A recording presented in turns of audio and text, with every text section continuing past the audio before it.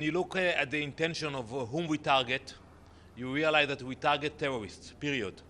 And when you target terrorists, according to international law, you can target terrorists, even if they are hiding behind civilians. We do whatever we can to minimize casualties, and we use, without referring to what you said, we do use sophisticated weapons in order to target the terrorists and not the civilians around them.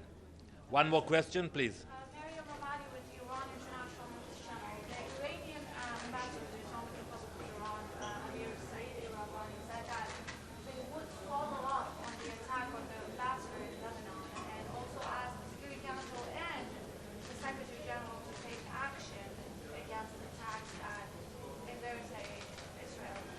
What's your reaction to this statement from the representative of Islam? Well, I'm looking forward to hear him speaking at the council within an hour or so, and I would be very happy to hear him saying what I'm saying now, that we want to prevent escalation in Lebanon.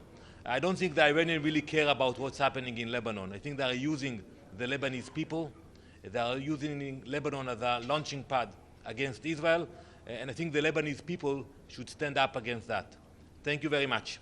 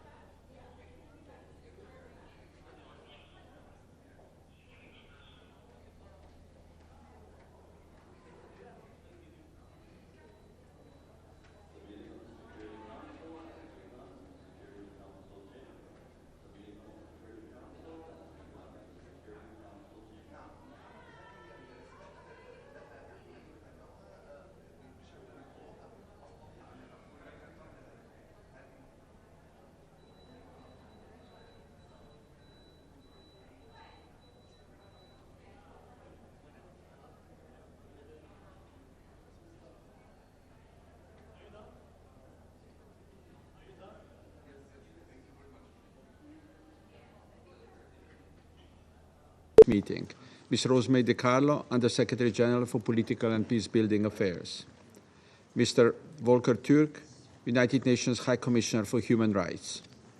It is so decided.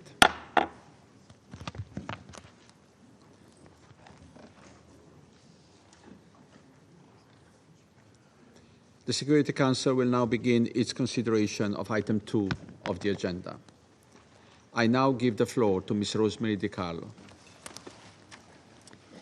Mr. President, thank you for the opportunity to brief the Council on the situation in Lebanon and the region, including the most recent alarming developments.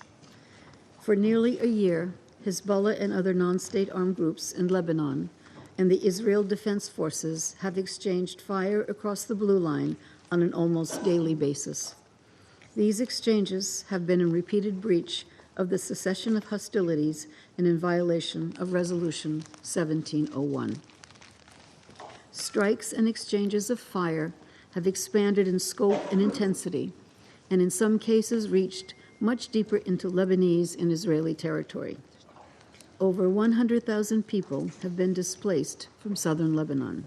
At least 60,000 have been displaced from northern Israel. The exchanges of fire have caused numerous casualties, including among civilians, and significant damage to homes, civilian infrastructure, and agricultural land on both sides of the blue line. The risk of further expansion of this cycle of violence is extremely serious and poses a grave threat to the stability of Lebanon, Israel, and the whole region. Mr. President, on the afternoon of 17 September, many communication devices, or pagers, primarily used by members of Hezbollah, exploded simultaneously across Lebanon. Similar explosions were also reported in Syria. The following day, a second wave of explosions, smaller in scale but more lethal, was reported throughout the same areas of Lebanon. This time, the devices involved were two-way handheld radios reportedly used by Hezbollah. Devices exploded in homes, cars, supermarkets, and streets. Lebanon's Ministry of Public Health stated that 37 people were killed, including 2 children, and more than 3,400 people were injured in the successive explosions. Medical professionals and hospitals are working around the clock to help the wounded. Lebanese society, old and young, have been in profound shock and panic. The Lebanese government has strongly denounced the attack, which it attributed to Israel. Caretaker Prime Minister Mikati said, and I quote, "It represented a serious violation of Lebanese sovereignty and a crime," end quote. In a speech on 19 September, Hezbollah Secretary General Hassan Nasrallah said in response to the attacks that Israel exceeded all limits, laws, and red lines. And he vowed, and I quote, to exact a heavy price and a fair punishment, end quote. He reiterated that the Lebanon front would only stop once the aggression on Gaza ended. In a letter to the President of the Security Council on 18 September, the Islamic Republic of Iran blamed Israel for the explosions. Noting that its ambassador to Lebanon was among those wounded, Iran stated that it, and I quote again, reserves its right under international law to take required measures deemed necessary to respond to such a heinous crime and violation, end quote. To date, the government of Israel has made no official comment on these developments. Mr. President, since the explosions on 17 and 18 September, exchanges of fire across the blue line have continued, showing worrying signs of escalation. The exchanges include some of the heaviest bombardment of southern Lebanon since 8 October 2023. Israeli aircraft have conducted a high number of airstrikes and overflights, including breaking the sound barrier over Beirut on several occasions. In addition, we are receiving initial reports about an Israeli airstrike in the southern suburbs of Beirut hours ago, which Israel said targeted and killed a number of senior Hezbollah leaders. The Lebanese Health Ministry said at least 12 people were killed and over 60 injured in the strike.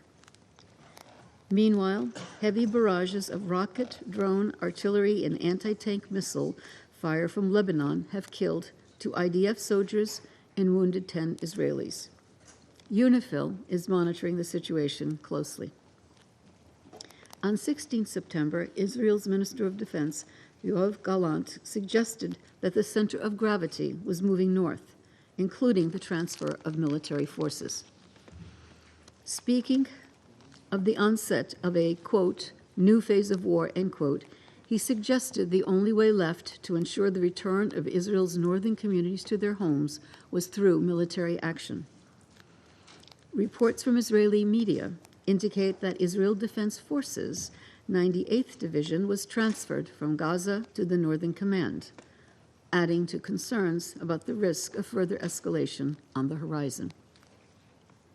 From Lebanon, UN Special Coordinator Hennes Plekar has been in constant contact with all concerned actors, including caretaker Prime Minister Mikati, Foreign Minister Mr. Bouhabib, Speaker of Parliament Nabi Berri, and their offices and other authorities. In her meetings, she has continued to push for a diplomatic solution and warned against further escalation. She continues to underscore that military advances would not restore stability or enable displaced civilians on both sides of the Blue Line to return home safely. She will travel to Israel early next week for consultations with relevant counterparts. Mr. President, in the current fragile regional context, the devastating war in Gaza continues. Nearly a year after the horrific atrocities committed by Hamas on 7 October, Israeli military operations, including bombardment from the air and land and armed exchanges with Hamas and other militants, continue across the Strip. The number of fatalities tragically keeps increasing. More than 41,000 Palestinians have been killed, according to the Gaza Ministry of Health, many of them children. At the same time, the indiscriminate launching of rockets by Hamas and other armed groups toward population centers in Israel also continues. I once again echo the words of the Secretary General. We need an immediate ceasefire, the immediate and unconditional release of all remaining hostages, and a massive scale-up of humanitarian aid to Gaza. The risk to security and stability, not only in Lebanon, but also in the region, could not be clearer or graver. The Secretary General has already expressed his deep alarm over these events. I echo his sentiments and strongly urge all actors to exercise maximum restraint to avert any further escalation. They must abide by their obligations under international law concerning the protection of civilians. I also strongly urge member states with influence over the parties to leverage it now. As we approach a full year of near-daily exchanges of fire across the Blue Line and bloodshed in Gaza, too many lives have been lost, too many people have been displaced, and too many livelihoods have been destroyed. But if things continue as they are, we risk seeing a conflagration that could dwarf even the devastation and suffering witnessed so far. It's not too late to avoid such folly. There is still room for diplomacy, which must be used without delay. The Secretary General continues to urgently call on the parties to recommit to the full implementation of Security Council Resolution 1701 and immediately return to a cessation of hostilities. Thank you, Mr. President. I thank Ms. DiCarlo for her briefing. I now give the floor to Mr. Volker Türk. Thank you, Mr. President, Excellencies.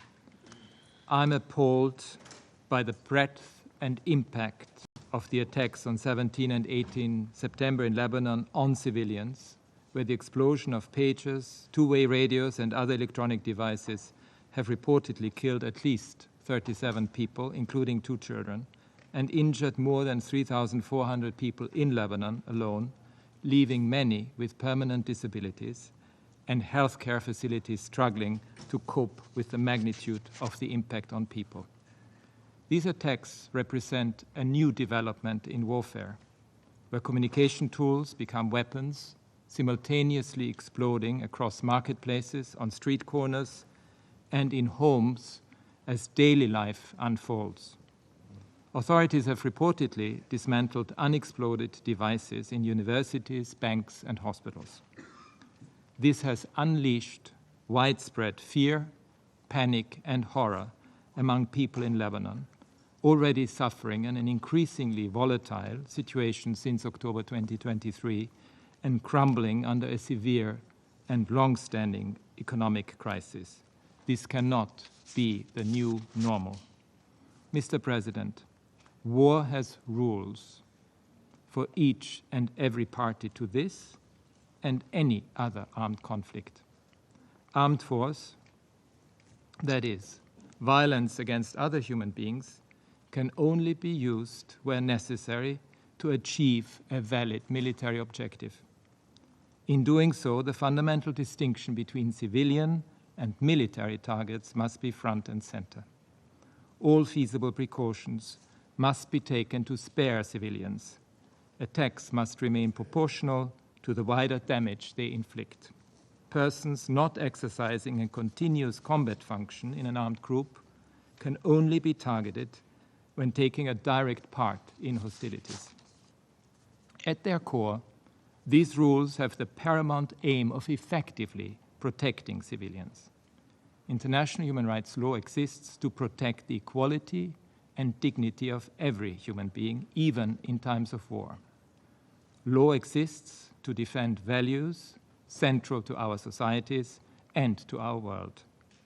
Simultaneous targeting of thousands of individuals, whether civilians or members of armed groups, without knowledge as to who was in possession of the targeted devices, their location, and their surroundings at the time of the attack, violates international human rights law and, as applicable, international humanitarian law. It is difficult to conceive how, in these circumstances, such attacks could possibly conform with the key principles of distinction, proportionality, and precautions in attack under international humanitarian law. If the attacker is unable to assess the compliance of the attack with binding rules of international law, notably the likely impact on civilians, then the attack should not be carried out. International humanitarian law prohibits the use of booby-trap devices in the form of apparently harmless portable objects which are specifically designed and constructed to contain explosive material. It is a war crime to commit violence intended to spread terror among civilians. I call again for an independent, thorough, and transparent investigation into the circumstances of these explosions. Those who ordered and carried out these attacks must be held to account. Let me be clear. This method of warfare may be new and unfamiliar, but international humanitarian and human rights law apply regardless and must be upheld. These attacks occurred amidst hostilities between Israel and Hezbollah, which since 8 October last year have caused civilian casualties on both sides. According to the Lebanese Ministry of Health, figures that were released in August, over 500 people have been killed, over 2,400 injured, and according to IOM, over 110,000 displaced in Lebanon. The government of Israel reported 48 people killed in Israel and over 63 people displaced in the context of these hostilities. The last 24 hours have seen intensified cross-border military action in Lebanon and Israel. This tragic situation cannot be seen in isolation. It is bound up with the war in Gaza, the spiraling violence in the West Bank, including East Jerusalem, and Israel's continued occupation of Palestinian territory. The heightened risk of further atrocity crimes remains. As repeatedly stated, the humanitarian situation for 2.2 million Palestinians in Gaza is catastrophic. Over 1,200 people were killed on 7 October in Israel. In Gaza, over 100 hostages are still held by Hamas and other Palestinian armed groups.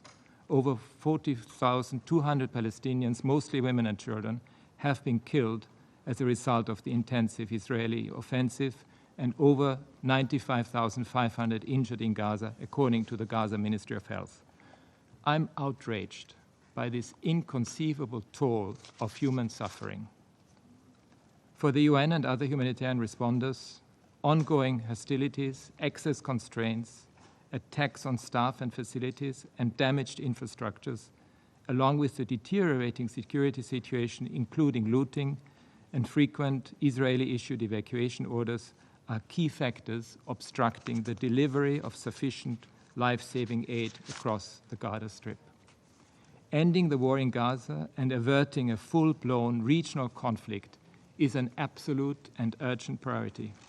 I call for an immediate ceasefire and for continuous humanitarian access to be ensured throughout the Strip. I urge the immediate and unconditional release of all hostages held in Gaza.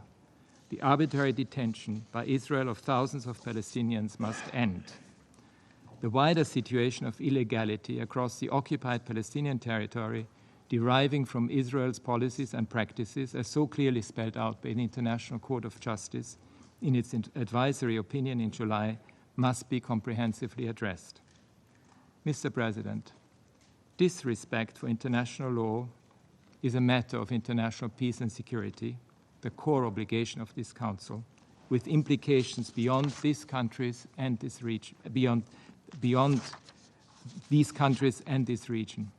States have constructed international human rights and humanitarian law precisely for moments like these, when life, dignity, and our very humanity are at risk. As such, states must not, cannot accept blatant disregard for international law, including binding decisions of the Security Council and orders of the International Court of Justice. They must not, cannot allow the hollowing out of international law and its protective core, neither in this nor in any other situation around the world. All states, particularly those with influence, must do everything they can to ensure full respect for international law. Just over 10 days ago, in my address to the Human Rights Council in Geneva, I urged the rejection of a new normal of endless, vicious military escalation and increasingly alarming, technologically advanced methods of warfare. The warnings from multiple actors against an all-out war in the region have been clear and consistent. It would benefit no one. Continuing on this path of inflamed war rhetoric on all sides and reckless military escalation only leads to further devastation. I urge Israel and Hezbollah to cease hostilities immediately. The specter of this region's past, the unending cycles of conflict, the human rights grievances and causes of which have been ignored and trampled on, is palpable and omnipresent. The complexity of this moment and the stakes for people everywhere demand much more from the international community to achieve an enduring peace. This crisis requires political courage and leadership. Thank you. I thank Mr. Turk for his briefing. I now give the floor to those council members who wish to make statements. I give the floor to the representative of Algeria.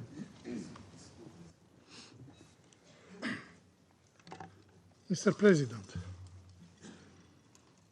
I thank Mrs. Di Carlo and Mr. Turk for their briefing, and I acknowledge and welcome the presence of His Excellency Minister Abdullah Abu Habib among us in this meeting. My country has called for this urgent meeting in light of the alarming escalation in Lebanon on September 17 and 18. These tragic events have resulted in dozens of deaths and thousands of injuries following the remote detonation of small communication devices across the country. The perpetrator is well known. We strongly condemn this Israeli attack. Such actions represent a blatant violation of Lebanon's sovereignty, of the UN Charter, of the international law, and of Resolution 1701 and 2749. Algeria stands in full solidarity with Lebanon during these difficult times, and we extend our deepest condolences to the government and to the resilient people of Lebanon. And we commend the Lebanese authorities for their measured and responsible handling of this grave crisis, preventing further escalation. Mr. President, these acts of aggression amount to war crimes. The deliberate and indiscriminate nature of these Israeli strikes has caused terror among civilians, with densely populated areas being targeted. This dangerous precedent turns civilian devices into bombs, threatening the safety of all and posing a significant threat. This precedent opens a dangerous Pandora box. What will happen if such unfamiliar tactics are replicated by terrorist groups? While the international community calls for de-escalation, Israel pulls the region toward war, expanding hostilities from the Blue Line into the entire Lebanese territory.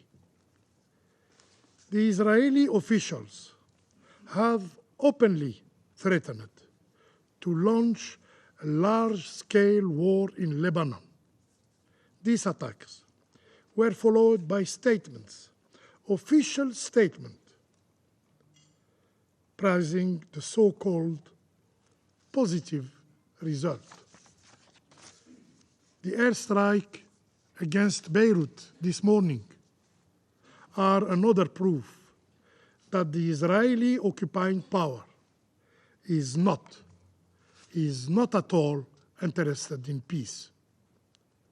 So, do Israeli occupying authorities truly seek peace with their neighbors? Are they genuinely committed to implementing Resolution 2735? Are they really committed to a ceasefire in Gaza? Mr. President, the Security Council bears the solemn responsibility to uphold the principle enshrined in the UN Charter. The Security Council must enforce its resolution. Resolution 1701 must be fully implemented without bias, and the Israeli occupier aggressions must cease, and it must withdraw from all occupied Lebanese territories. Only by ending the occupation that we could pave the way for lasting peace and stability in the region. I thank you.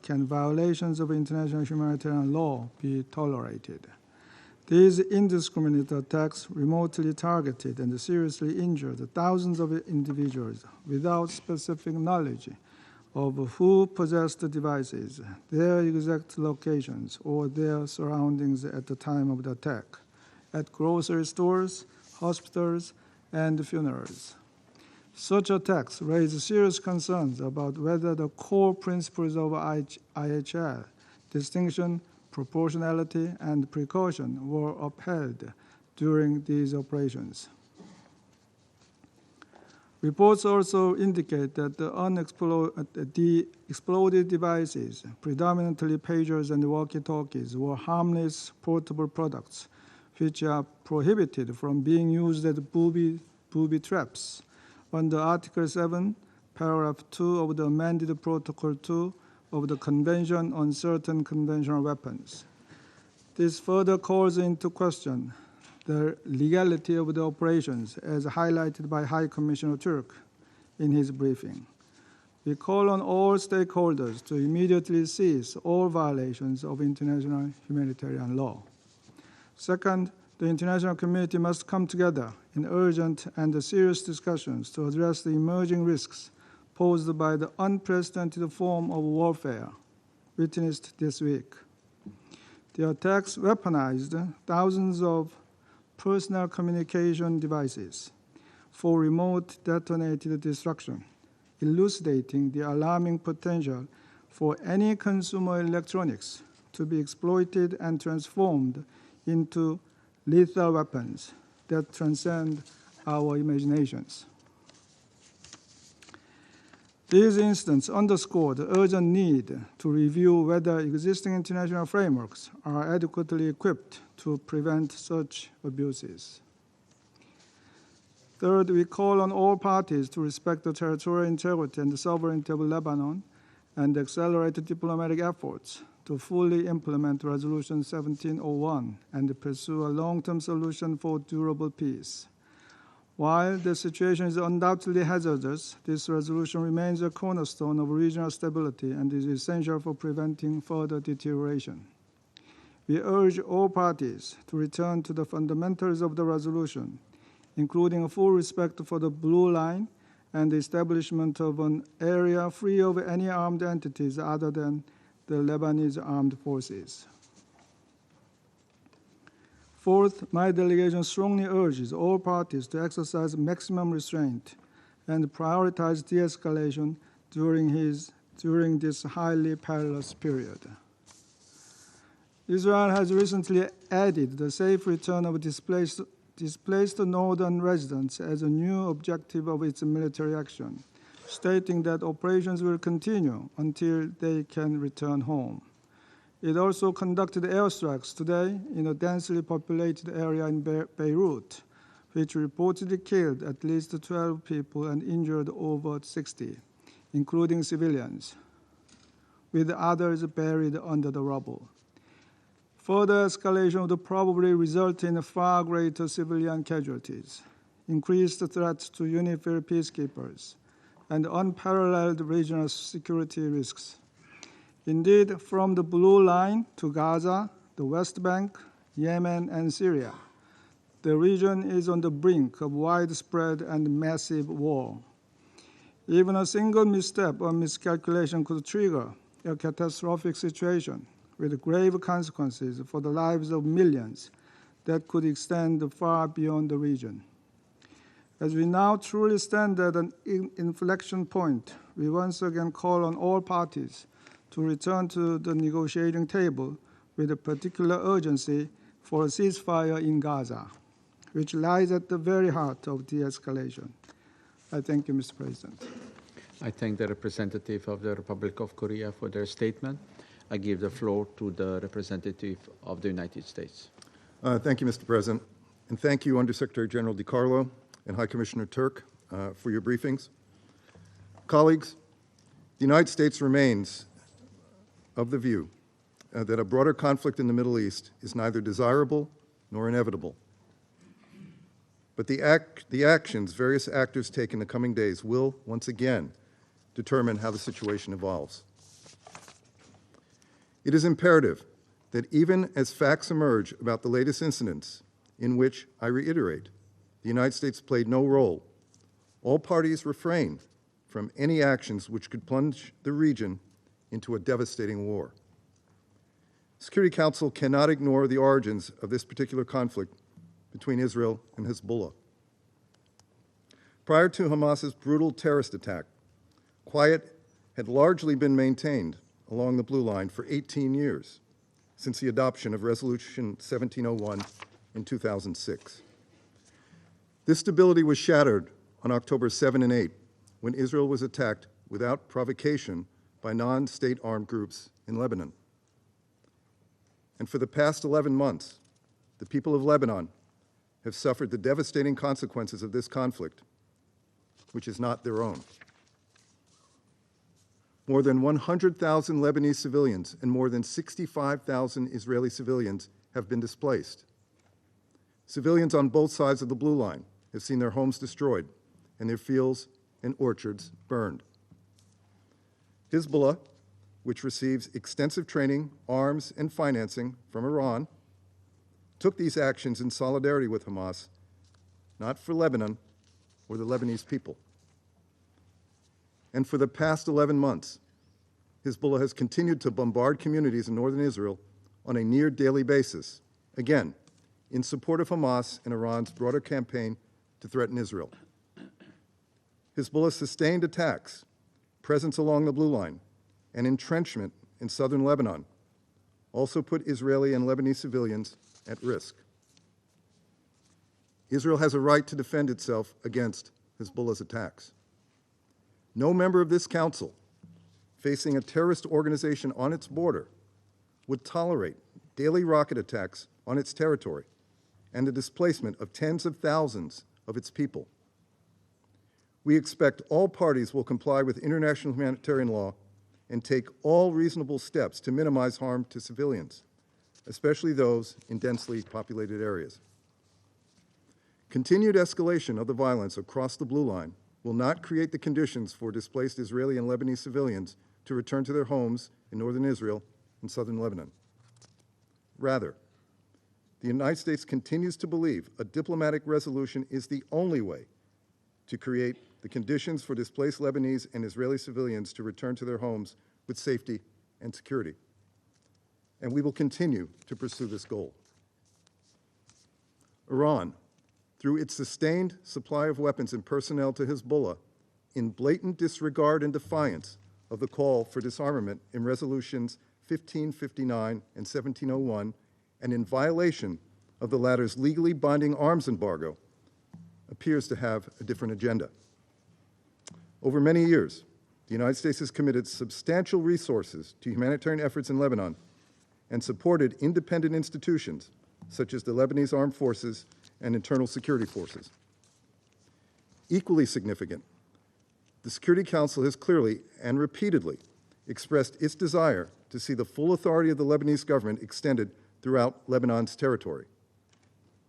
And it has emphasized its strong support for the aspirations of the Lebanese people to live in peace, free from foreign meddling.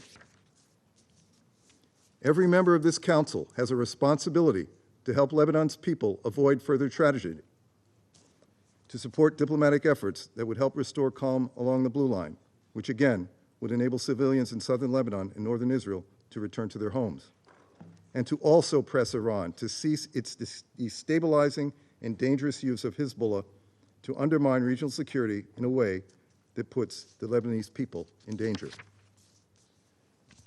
This is the path toward greater regional stability, and the United States will continue to do everything possible to support de-escalation and an enduring diplomatic solution. Thank you, Mr. President. I thank the representative of the United States for their statement. I give the floor to the representative of China.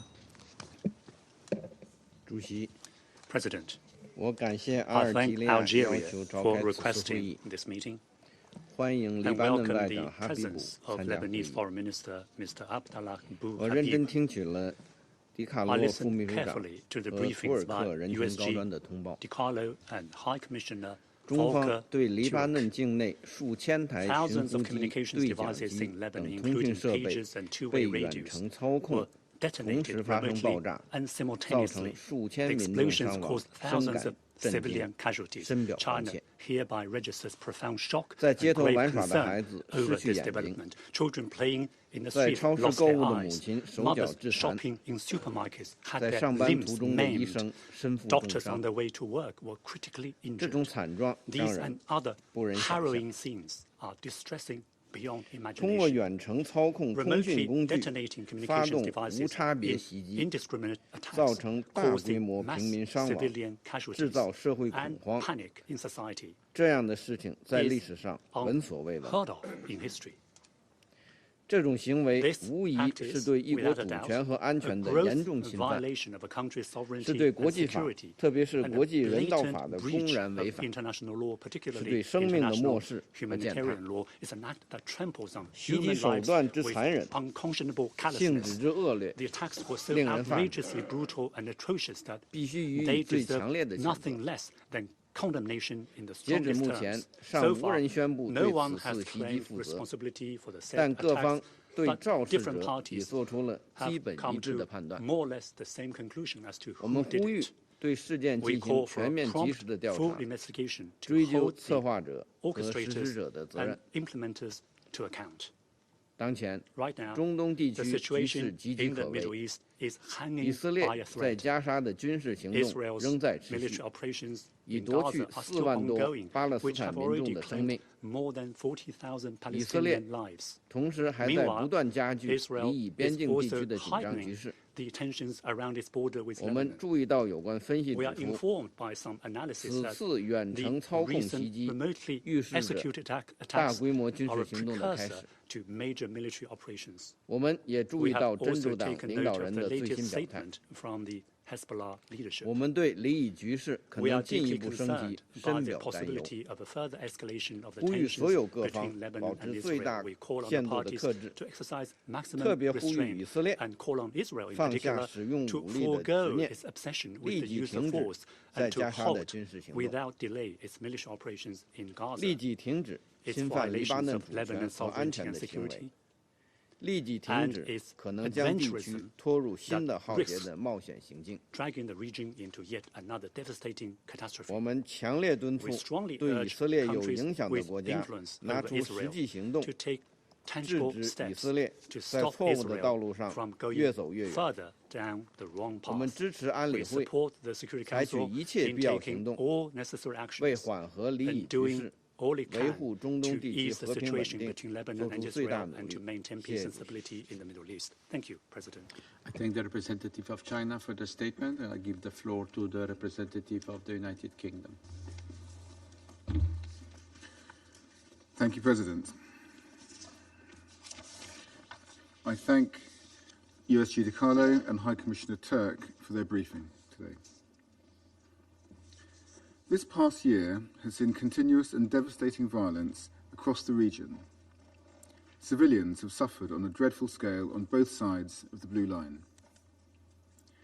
The explosions in Lebanon this week and Israel's strike in southern Beirut today are the latest in a deadly cycle of violence, and we are deeply concerned by civilian casualties resulting from those incidents. That children were among them is particularly distressing. Our condolences go to the families of the civilians killed. My Foreign Secretary made our view clear last night. We need an immediate ceasefire on both sides. We are working in lockstep with our allies to de-escalate tensions and end this destructive cycle.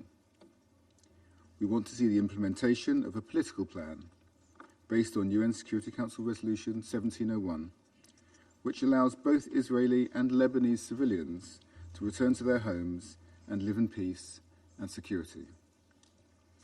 We are ready to play our role in a diplomatic process to achieve that. President, let us be clear.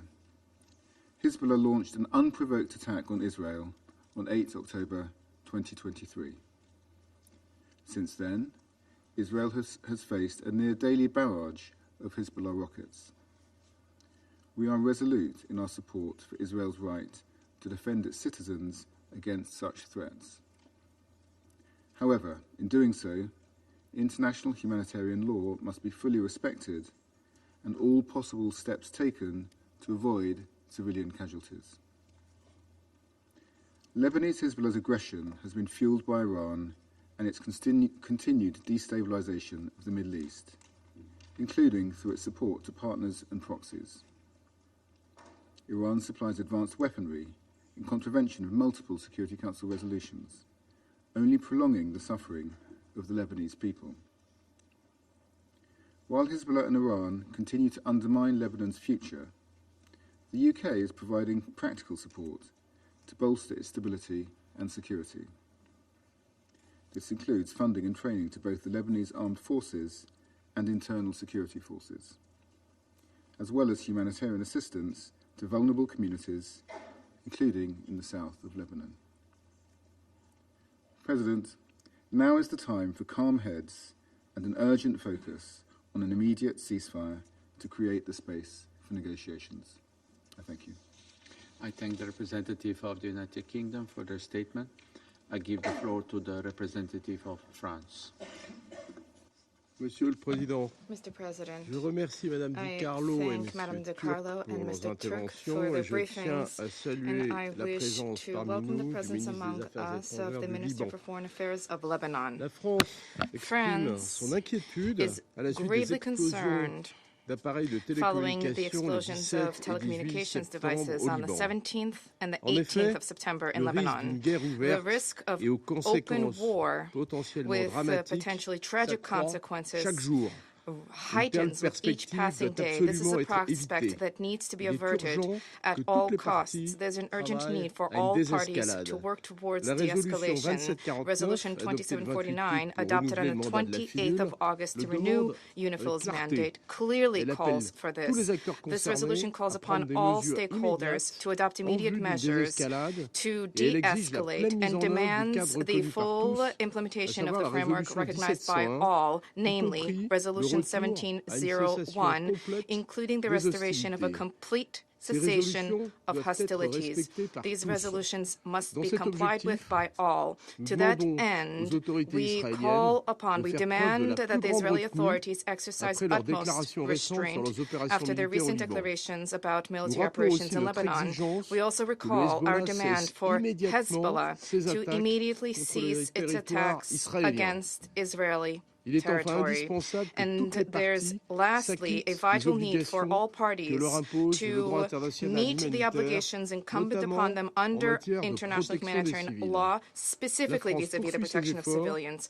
France has persisted in our efforts to identify the conditions for an agreement and to restore cessation of hostilities along the blue line in line with Resolution 1701 and to ensure the safety and security of civilians both in Israel and in Lebanon. Thank you.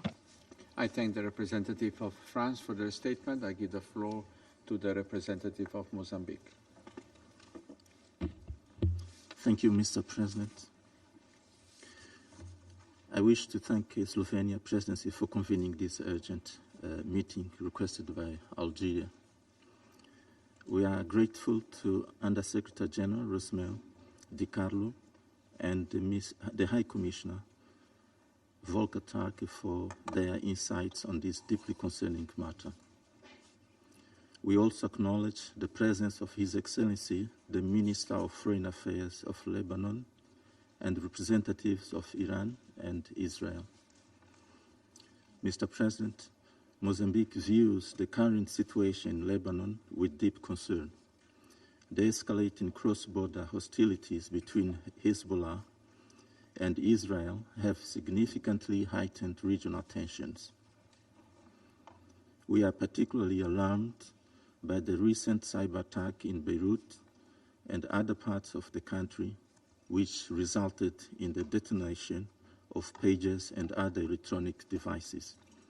This unprecedented incident, occurring on September 17 and 18, has led to a tragic loss of lives and numerous injuries. We deeply deplore the deaths of civilians. The targeting of populated areas, including homes, vehicles, commercial establishments, and public spaces, is a clear violation of international humanitarian law. Mozambique strongly condemns these attacks, which have resulted in at least 12 civilian fatalities and left thousands wounded. We note with grave concern that many of the casualties were not combatants but civilians, members of the Lebanon's Shia community engaged in non-military activities. The weaponization of civilian subjects is strictly prohibited under international law.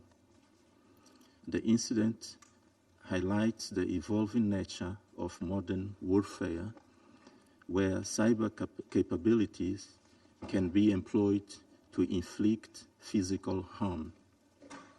The sophistication and audacity of this operation mark a dangerous escalation in the ongoing conflict between Israel and Hezbollah. We are deeply troubled by the potential ramifications of this attack, which may herald a new phase of conflict in Lebanon and the broader Middle East region. The unprecedented nature of this incident raises serious concerns about the future stability of the area. We strongly condemn these attacks as they bring a notable escalation in the region after months of mostly low-intensity conflict between the two contenders. Mozambique calls upon all parties to immediately cease all military and subversive activities. We also strongly emphasize the critical need for de-escalation to prevent further instability and retaliatory actions. We urge all parties involved to strictly adhere to international law and Security Council resolutions. It is imperative to ensure the protection of civilians and the maintenance of peace and security in the region. In conclusion, Mr. President, Mozambique reiterates its commitment to the principles of the United Nations Charter and stands ready to support all efforts towards peaceful resolution of conflicts and the protection of civilian lives. I thank you, Mr. President. I thank the representative of Mozambique for their statement. I give the floor to the representative of Guyana. Thank you, Mr. President, and I thank Algeria for requesting this urgent meeting. I also thank USG DiCarlo and High Commissioner Turk for the updates provided, and welcome the participation of His Excellency Mr. Abdullah Bou Habib, Minister for Foreign Affairs and Emigrants of Lebanon, in today's meeting. I also acknowledge the participation of the permanent representatives of Israel, Iran, and Syria in our meeting. Mr. President, Guyana is alarmed by the reports of well-coordinated, widespread lethal attacks earlier this week across Lebanon and Syria, where pagers and other communication devices were transformed into deadly weapons. These attacks were apparently aimed at specific targets, but ultimately were indiscriminate in their effect, as many of the detonations occurred in crowded areas. The result, according to the Minister of Health of Lebanon, is that 37 persons have died, including 2 children, and more than 3,000 injured. We are also deeply concerned about the strike carried out this morning by Israel in a densely populated area in Beirut, which also resulted in the deaths of at least 14 persons and injury to more than 50. Any attack causing harm to civilians must be thoroughly investigated to establish the circumstances, attribute responsibility for the harm caused, and hold to account the perpetrators. The ongoing and intensifying attacks on Lebanon's sovereignty and territorial integrity will only serve to escalate the already tense situation in Lebanon and further heighten the risk of widening the violence in the Middle East region. Mr. President, the situation in the Middle East has become untenable. Too many parties are poised for war. We have heard on many occasions of the diplomatic efforts underway and the need for the Council to support these efforts. We commend those efforts and believe they are operating in good faith. However, given the time that has elapsed since Resolution 2735, without a deal for a ceasefire in Gaza, and the increasing horrific events that continue to occur, we do not believe that all parties in this conflict are operating in good faith. The plain and simple truth is that there is a common thread running across the region in the chaos and destruction that has upended the lives of civilians. There is one party that has chosen over and over again to take escalatory action at every opportunity, to abandon diplomatic negotiations while breaching the rule of international law and humanitarian law.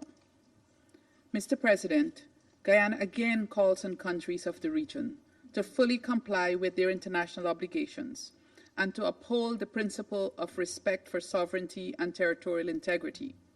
We demand that all parties adhere to international law, including international humanitarian law and the United Nations Charter. It is imperative that there be a return to maximum restraint and an abandonment of rhetoric that only serves to inflame. We call on those with considerable influence to do more. They can and must exert maximum pressure to direct us away from this path that can lead to unimaginable agony in Lebanon and the wider region. A ceasefire in Gaza to end the immense suffering in the Strip is at the heart of de-escalating the increasing tensions in the region. Mr. President, the reality that we must confront is that lasting peace will not come through war. Violence will only doom us all to a cycle of escalating attacks, death, and destruction. The people of the Middle East are no less deserving of stability and security. Leaders of the region must recommit to dialogue and to a peaceful resolution to this conflict. I thank you. I thank the representative of Guyana for their statement. I give the floor to the representative of Japan. Thank you, Mr. President. I thank USG DiCarlo and High Commissioner for Human Rights, Mr. Volker Turk, for their briefings. Japan is extremely concerned with the situation in the Middle East and is monitoring the escalation of tensions with grave concern, especially the incidents this week where a large number of communication devices exploded across Lebanon and Syria, reportedly killing dozens of people and injuring thousands. We are concerned that children were among the victims, including those reportedly killed.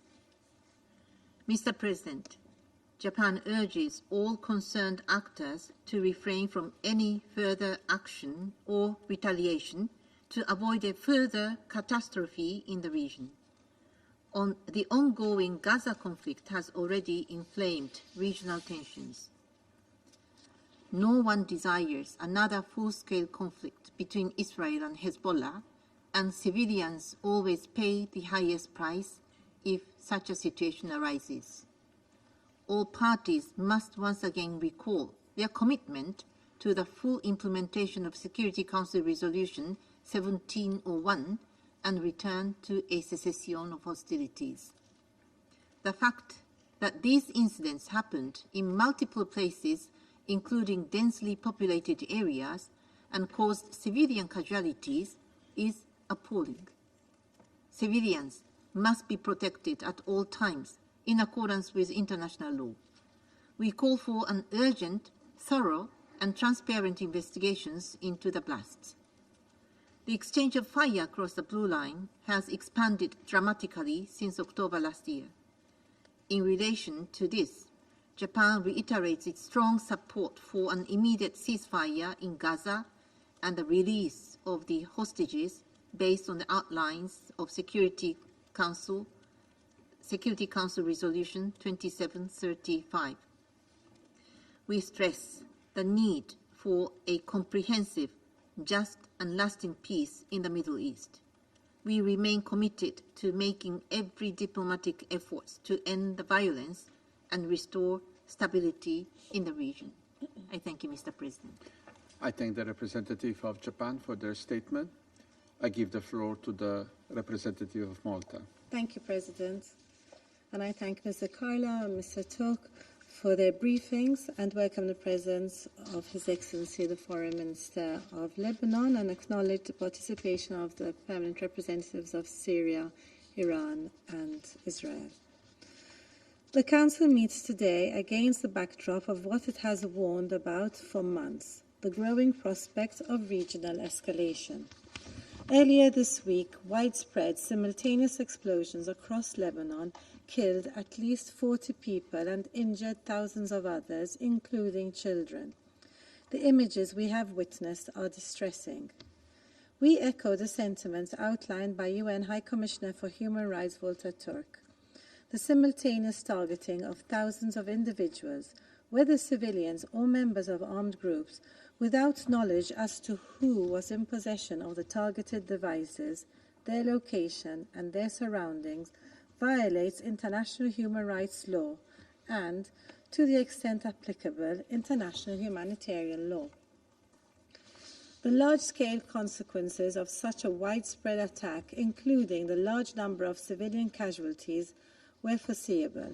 Such action also reflects a worrying disregard for established norms and IHL. Now, there must be an independent and transparent investigation as to how these consumer electronic devices were turned into bombs which were detonated in populated areas, impacting civilians and overwhelming Lebanon's health services. President, recent Israeli airstrikes in Lebanon serve as another escalation that exacerbates tensions, which we denounce. This takes place whilst the military wing of Hezbollah persists with its indiscriminate firing of rockets into Israel. We also continue to condemn these actions. The lasting psychological impact of this violence on the local population on both sides of the Blue Line must not be underestimated. The people of the region cannot afford another war. We must do everything in our power to prevent further conflict. The protection of civilians is paramount. The devastating impact of the war in Gaza on the situation across the Blue Line and the risk of it spiraling into a wider conflict is greater than ever before. What should come next is clear. This Council must focus on prioritizing de-escalation and restraint across the region. This behavior must also be implemented by the relevant actors whose aggressive rhetoric and apparent inclination to further escalation only begets further hostilities. This Council must act in a decisive manner to ensure the full implementation of Security Council Resolutions 2712, 2720 and 2735. A ceasefire agreement must be reached without further delay. We call on all member states in the region and those with influence over the parties to redouble their efforts to this end. The fate of the region depends on it. For Lebanon, a political and diplomatic solution remains essential to de-escalate the situation and ensure long-term stability. The parties must immediately return to a cessation of hostilities and to recommit to the full implementation of Resolution 1701. A dramatic escalation in Lebanon only moves us further from this goal. In conclusion, President, the region is on the precipice of an all-out war. Cool heads must prevail. Peace must prevail. The only way this can be achieved is for all parties to exercise restraint, to de-escalate, and pursue peaceful solutions to all disputes. Thank you. I thank the representative of Malta for their statement. I give the floor to the representative of Ecuador. Gracias. Thank you, Mr. President. I wish to begin by thanking Algeria for convening this meeting. I also wish to recognize the presence of the Foreign Affairs Minister of Lebanon and also the delegations of Israel, Iran and Syria in this chamber. The extremely violent events which have been seen in Lebanon in recent days are cause for alarm and grave concern. Ecuador is grateful for and takes note of the information provided by Under Secretary General Rosemary DiCarlo and by the High Commissioner Commissioner for Human Rights, Mr. Volker Turk. The explosion of communication devices in Lebanon has caused tens of deaths and wounded hundreds and has plunged the civilian population into fear. International humanitarian law must be respected by all parties. The protection of civilians is a responsibility of the entire international community and one which cannot be shirked. With this in mind, we condemn bombardments, the launching of missiles and armed drones, as well as the indiscriminate use of explosives planted in communication devices in populated areas. These acts are a flagrant violation of international law, international humanitarian law, and international human rights law. These acts must be the subject of an independent investigation to determine who was responsible. It is pertinent here to recall Resolution 1701, considered under another agenda item, because it demands a definitive cessation of hostilities in the Blue Line sector. Ecuador echoes the appeal of the Secretary-General for all parties to exercise utmost restraint in order to avoid an escalation of tensions in the region. The spiral of violence unleashed could have unpredictable consequences, whose ramifications would, as always, primarily be felt by the civilian population. Thank you.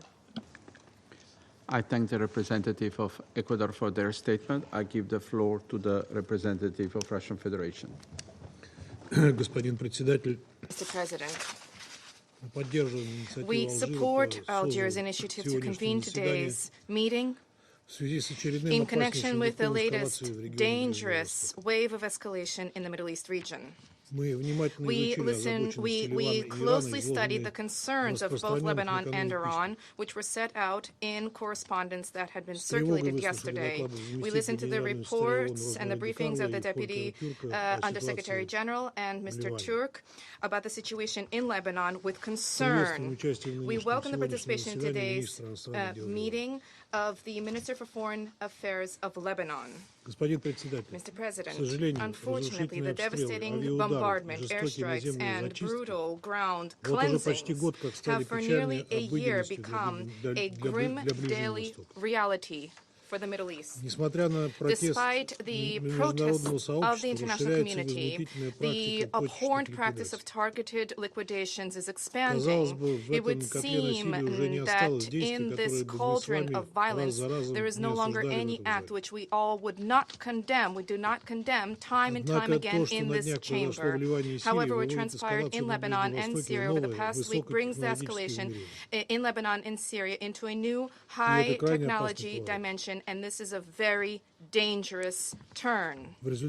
As a result of the appalling provocations with the spate of detonations of two-way handheld communications devices, in recent days, 37 people died, including 2 children. More than 4,000 were wounded. Those who carried out this barbaric crime spared nobody. The detonations occurred in hospitals, in markets, on the streets, in stores, and in pharmacies. It is clear that this is a coordinated, remotely guided operation for which no one has assumed responsibility. However, in the region, facts have been analyzed, dots have been connected, and the relevant conclusions have been drawn. We regard what happened as a terrorist act which poses a threat to international peace and security with unpredictable consequences for the entire Middle East. We emphatically condemn this unprecedented attack on the friendly Lebanon and its citizens, which is an egregious violation of its sovereignty and a major challenge to international law. We extend sincere condolences to the families of the dead, and we wish a speedy recovery to those who were wounded. Those behind this crime certainly are aware that such attempts to draw Lebanon into a regional confrontation are fueling an already volatile situation in the region. Clearly, the organizers of this unprecedented attack, unprecedented in terms of the malicious use of domestic communications devices, have deliberately been seeking to foment a large-scale military confrontation. They have striven to provoke a new major Middle East war. This is not the first such attempt. This is a continuation of a spate of political attacks and murders and assassinations in Lebanon, Syria, in Lebanon, and Iran, for a part of which the West Jerusalem authorities have assumed responsibility. These include the largest in the past year bombardment by Israel of South Lebanon, which continued for 2 consecutive hours and was followed by another strike on South Beirut, as a result of which, according to the Lebanese Ministry of Health, 8 people died and another 59 were wounded. The entire world was flooded with images showing the horrific magnitude of the devastation from the Israeli airstrike. We strongly condemn such actions by West Jerusalem. We call on all parties to exercise maximum restraint, to immediately cease fire, and to comply with the provisions of Resolution 1701. A major war in the Middle East is in nobody's interest. Also noteworthy is that spiraling violence is clearly undermining the Biden administration's widely touted efforts, both for ceasefire in the Gaza Strip and for stabilization of the situation on the Blue Line in Lebanon. The results of this pseudo-diplomacy are dubious at best. Instead of peace, there's we see ongoing bloodletting in the occupied Palestinian territory, the murder of the head of the political bureau of Hamas, Mr. Hanin, who was the main negotiator on the deal with Israel, and now the first ever large-scale terrorist attack with the use of information communications technologies, which resulted in fatalities. In the light of the policy declared by Washington and allies to use ICT for the attainment of offensive military political objectives, it is clear that specifically their actions have brought us to this threshold where we are liable to encounter terrorist threat with the use of domestic appliances. Given that according to incoming reports, we're talking about remote manipulation of electronic devices. By the way, from a different jurisdiction, we view this as an exceedingly dangerous precedent.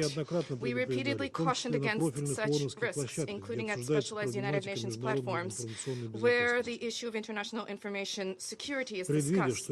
Having foreseen that ICT can be used for destructive purposes, Russia has already for a number of years advanced the idea of establishment of a specific international legal regime to govern the digital landscape, and this would take into account technical vulnerabilities, including anonymity, cross-border features, and other hidden functions. Unfortunately, the United States and allies consistently object to any such obligations in this sphere in order to maintain their freedom of movement. The consequences of this are apparent in the terrorist attack in Lebanon. If we were talking about the consequences for the information telecommunications landscape, these kinds of incidents further worsen the already growing mistrust by states of information communications devices manufactured in other countries. This, in turn, furthers the trend of self-isolation of national infrastructures in this area, and as a consequence results in the fragmentation of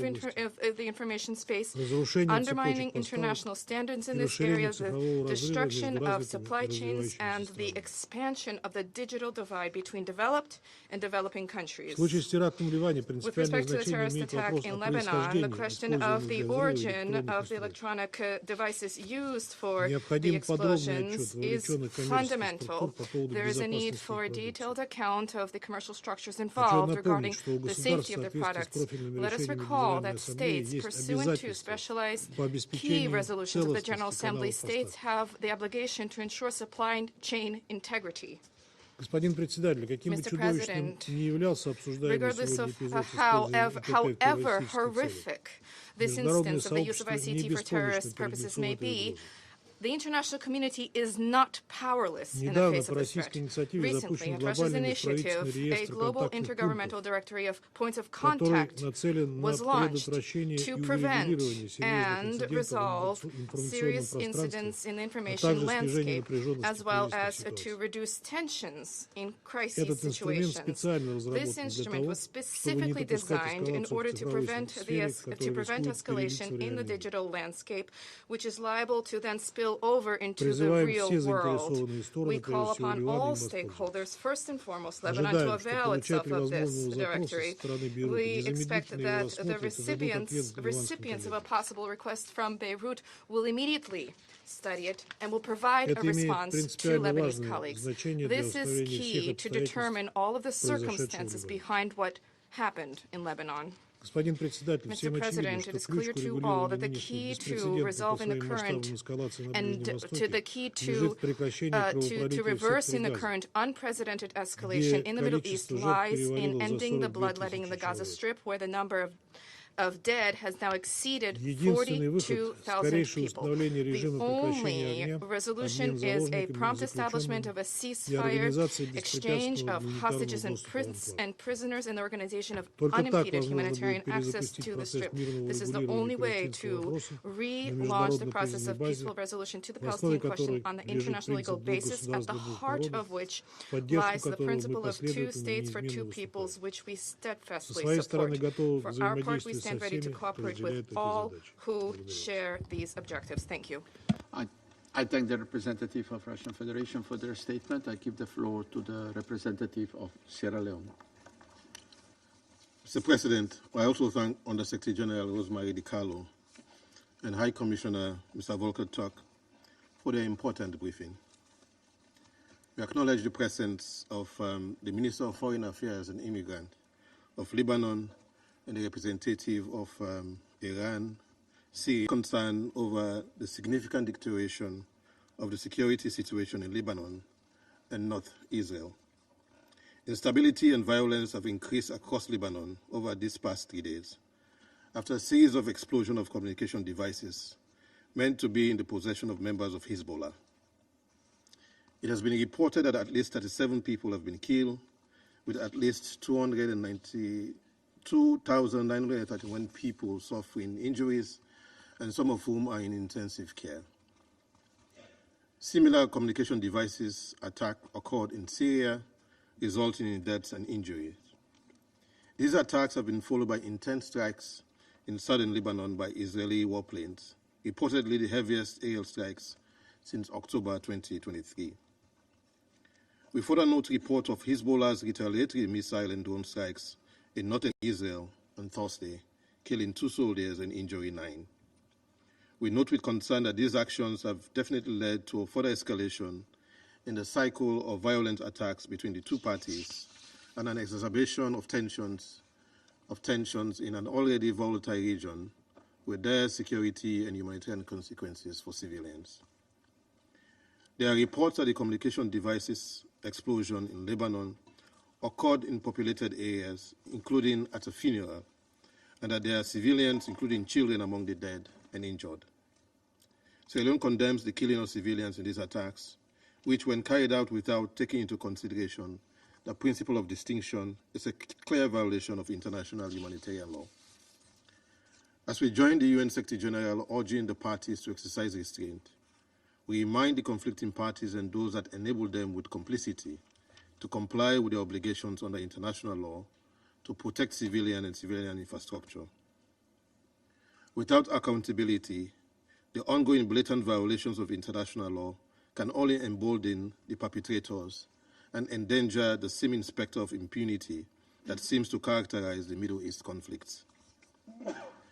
Mr. President, just yesterday, a member of the elders, former Prime Minister Ellen Clark, asked whether the Security Council is interested in implementing its own resolutions. Several reports for UNIFIL this year has informed the Council that Hezbollah and the Israel Defense Forces have been engaged in tit-for-tat exchanges of fire beyond the blue line since the 7th October attack, with the attacks initially unprovoked from Hezbollah. The breach of the 1701 resolution and the escalation of attacks on the back of inflammatory rhetoric and the movement of troops are deeply alarming as they continue to foment tensions which risk bringing the parties very close to all-out war. Separate from the war in Gaza, the security and safety of Israeli civilians in northern Israel must be of concern. Security Council Resolution 1701 must be respected by all, and the Council must be in a position to implement all of its resolutions. As the region grapples with the war in Gaza and the dire humanitarian crisis, we reject actions that may jeopardize the ongoing peace negotiations between Israel and Hamas and threaten regional and global peace and security. We call on countries in the region and elsewhere with influence to prevail upon both parties to desist from further attacks over the Blue Line and elsewhere. The impact of a full-blown conflict on the Lebanese people and economy would be completely devastating. The people of Lebanon have already gone through a lengthy and destructive war and periods of fragility, and this Council should do all it can to prevent a recurrence. As Lebanon seeks to stabilize its economy, we note efforts taken to pass a budget earlier this year, and we urge lawmakers to undertake governance and macroeconomic reforms needed to improve state authority and resource mobilization. We therefore call on the parties to use diplomatic channels, including United Nations good offices, to avoid further escalation and the risk of all-out war or wider devastating regional conflagration. In this regard, Sierra Leone commends UNIFIL for their relentless effort in maintaining channels of communications, as well as the physical intervention of peacekeepers. Events since October 7, 2023 have only underscored the importance of the mission's liaison and coordination mechanisms. We remain concerned over the impact of missile strikes on UNIFIL positions and injury to peacekeepers. We condemn all acts that endanger the lives of peacekeepers. We urge all parties to ensure the safety and security of UN personnel and respect the inviolability of UN premises. In conclusion, Sierra Leone continues to call for de-escalation and the need for the parties to consider the regional implications of their actions and to recommit to a cessation of hostilities. This includes a permanent ceasefire in Gaza and a holistic approach to the release of hostages and prisoners, and the implementation of a two-state solution for Israel and Palestine. I thank you. I thank the representative of Sierra Leone for their statement. I shall now make a statement in my capacity as the representative of Slovenia. First, I want to thank Under-Secretary General Rosemary DiCarlo and High Commissioner Turk for their briefings. I welcome Minister Habib in the chamber, and I also welcome the representatives of Iran, Israel, and Syrian Arab Republic in the room. I would like to express our profound concern over the latest developments in the Middle East. Let me make 3 points in this regard. First, we condemn the recent series of explosions across Lebanon and also in Syria. This unprecedented attack caused civilian deaths and injuries, instilling fear and further destabilizing the region. These explosions were devastatingly coordinated, leaving hundreds of people, among them children, injured or dead. It has created a climate of terror. We are stepping in a dangerous new territory, and as new technology is being used and developed, we underline the need to respect existing legal obligations. Civilian objects should not be weaponized. The international law is clear. Use of booby traps is prohibited. As underlined by the High Commissioner for Human Rights, simultaneous targeting of thousands of individuals, whether civilians or members of armed groups, without knowledge as to who was in possession of the targeted devices, their location, and their surroundings at the time of the attack, violates international human rights law and, to the extent applicable, international humanitarian law. We call on all parties to respect international law, including international humanitarian law and human rights law. We support an independent and transparent investigation. Secondly, tensions between Lebanon and Israel, especially along the Blue Line, are alarming. This includes heavy exchanges in recent days, as well as today's strike in Beirut and the subsequent retaliation. We deplore the loss of civilian lives. We once again call for restoration of cessation of hostilities and full implementation of the Resolution 1701. We are appalled by the heavy impact on civilian infrastructure and civilians, many of whom have been displaced. It was violence that drove them from their homes in the first place. Additional violence will not bring them back. If anything, it will make their safe return an even harder task. Thirdly, we are in this situation because our resolutions have not been complied with. We call on conclusion of agreement on ceasefire and the release of hostages. We continue to call for maximum restraint by all actors in the region. The cycle of violence is increasing speed, and it risks escalating into a wider conflict. We call on all parties, both state and non-state actors, to de-escalate and refrain from any further retaliatory actions. We repeat our call on states with influence on those actors to use this influence to encourage utmost restraint and to prevent any further deterioration of the situation on the ground. This includes the troubling escalatory rhetoric of different countries and actors. Colleagues, Security Council must be united in upholding international law and maintaining peace and security. The situation between Lebanon and Israel and the war in Gaza threaten to spark a wider conflict, especially with Israel's stated intention to expand military action beyond its northern border. We have to be clear. Such action would be an attack on a sovereign state. We must prevent this by promoting diplomatic solutions that offer long-term stability. The region cannot endure another war, and we must act before the situation spirals beyond control. For almost a year, we have been cautioning from provocations and escalations, further aggravating the situation in the Middle East. We have said it before. Any of these escalations can become a conflict with a life of its own or engulf the whole region in a complex war. It is for this reason we believe diplomacy must be the only path forward.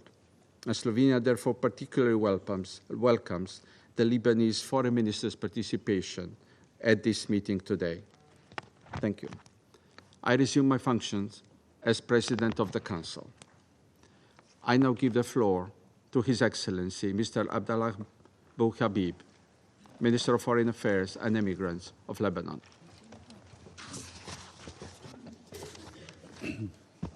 Thank you, Mr. Chairman. Thank you, President. First, I want to thank the Undersecretary Di Carlo and High Commissioner Turk for their presentations, as well as thank all members of the Council for acknowledging the severity and devastating consequences of the electronic attacks on peace and security of the fate and the fate of the humanity. سيد الرئيس، أصحاب المعالي والسعادة، لم يعد أحد في هذا العالم بأمان بعد الهجمات الإلكترونية التي حصلت مؤخرا في لبنان وفاقت الخيال والتصور، وما نتج عنها من ضحايا مدنيين أبرياء بالآلاف من الجرحى، ومنهم أيضا ضحايا من الأطفال والنساء والشيوخ. إن مسؤولية مجلس الأمن ليست فقط تجاه الأبرياء اللبنانيين الذين سقطوا ظلما، بل تجاه الإنسانية جمعاء.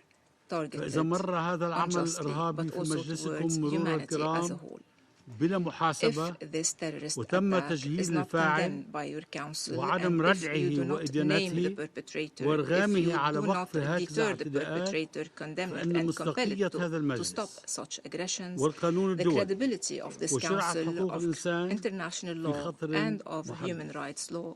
إن تقبلكم لما حدث يعني موافقتكم على فتح صندوق العجائب، حيث ستحظو دول ومجموعات متطرفة حظو إسرائيل وتستهدف المدنيين من كل حدب وصوب بهذه التكنولوجيا الفتاكة، ولن يتمكن أحد من منع استخدامها مستقبلا لاستهداف طائرات مدنية وقطارات وخلافه لقتل المدنيين وترويعهم بصورة عشوائية دون تمييز. أليس هذا الإرهاب بعينه عندما يتم استهداف شعب بكامله في مدنه وشوارعه وأسواقه ومحلاته وبيوته وهم يقضون احتياجاتهم؟ to their daily ولا life يقاتلون على الجبهات. while they are not fighting on the يكفي front. لفهم ما حصل أن To نتأمل بهوية understand what الضحايا. happened, it is enough to look into the فأصبح identity المطلوب of the اليوم victims. إبادة وإعاقة Are الشعب we seeking اللبناني today the كعقاب جماعي. annihilation of the Lebanese من people حقنا and أن its collective نسأل punishment? أليس هذا It is our السيناريو right الذي to ask, صرح isn't به this the كبار scenario المسؤولين that was الإسرائيليين؟ stated by انظروا إلى senior بشاعة ما Israeli حصل في هذه officials? الصور. Look at the ugliness of what has happened in these pictures. سأعتذر عن ما I apologize for this picture. والإضاءة على ما حصل ونتائجه. To highlight what في has يوم happened الثلاثاء and its موافق consequences 17 on Tuesday, 9 the 17th 2024 of September نفذت إسرائيل 2024, هجوما Israel إلكترونيا carried واسع out النطاق a wide-scale استهدف electronic الآلاف attack الأجهزة targeting المحمولة thousands of المعروفة pagers, ببيجرز مما أدى إلى تفجيرها. detonating في them. اليوم التالي On the following day, قامت مرة أخرى بتفجير Israel once مئات again الأجهزة detonated اللاسلكية hundreds من of نوع آخر. walkie-talkies. إضافة إلى قيامها بتاريخ On 19/9 the 19th of September, بترويع Israel سكان also العاصمة بيروت terrorized وكافة the المناطق population of بتحليق Beirut الطيران and other الحربي على regions علو when منخفض warfare وخرقه المتكرر لجدار broke the الصوت sound barrier مما repeatedly, أدى إلى حالات هلع unleashing لا fear سيما and panic, للأطفال. especially among وبتاريخ children. اليوم Today, نفذت إسرائيل Israel اعتداء carried صاروخيا out a في missile عمق attack أكثر المناطق اكتظاظا in one of the بالسكان most densely من الضاحية populated الجنوبية regions in the للعاصمة southern بيروت suburb of Beirut, فدمرت مبنى destroying a سكنيا residential complex وأوقعت في and حصيلة claiming the lives حصيلة أولوية of 14 12 ضحية victims, منهم أطفال including children, و66 and جريحا. 66 wounded. هذه الهجمات أدت حتى These الآن إلى attacks have وفاة led so عشرات far الأشخاص to the killings of dozens of بينهم people, أطفال including children and ونساء women, وإصابة آلاف to the الجرحى injuring of thousands, ومنهم مئات في حالة خطيرة including hundreds بالإضافة إلى in a مئات serious آخرين condition. تعرضوا لتشوهات Hundreds others جسدية were أو فقدوا disfigured, أحد were أطرافهم maimed, أو بصرهم or even بالكامل. lost sight وقد completely. ترك هذا الهجوم This المستشفيات attack والطواقم left الطبية hospitals في and medical لبنان في workers حالة طوارئ غير in an مسبوقة unprecedented emergency مستفزا state, قدرتها fully الاستيعابية overwhelmed. مستنفذا قدرتها الاستيعابية كما أثارها The الاعتداء aggression حالة also واسعة من الرعب created والهلع a state of بين terror and المدنيين panic في among كافة civilians المناطق in all اللبنانية. Lebanese regions. تأتي هذه الهجمات التي These تمثل attacks سابقة خطرة represent وغير مسبوقة a في serious, تاريخ الحروب unprecedented event في in the أعقاب history of سلسلة wars, من and they come in التصريحات the الإسرائيلية aftermath of بشأن حرب Israeli واسعة على لبنان declarations concerning a full-scale war وإعادته on إلى عصر Lebanon, الحجر. sending Lebanon back ولم to the Stone تكتفي Age. إسرائيل بهذه الهجمات Israel did فحسب not only بل launch these تبعتها attacks, بإصدار تصريحات they were رسمية followed by official وتغريدة declarations لمستشار and رئيس by a tweet حكومتها from the تم advisor of their حذفها prime minister that لاحقا was بسرعة lately deleted, تؤكد ضلوعها وتحقيقها نتائج إيجابية من هذا العدوان emphasizing the مما responsibility نسف of بصورة Israel and متعمدة praising the positive مهمة results الوسطاء of this assault. الدوليين This has الذين يعملون على deliberately وقف لإطلاق undermined the النار efforts في of غزة وجنوب international لبنان mediators working for وكافة ceasefire محاولات in Gaza الحكومة and South Lebanon, اللبنانية and has undermined all the attempts of the Lebanese التسعير government وضبط to النفس. de-escalate and exercise وفي هذا self-restraint. السياق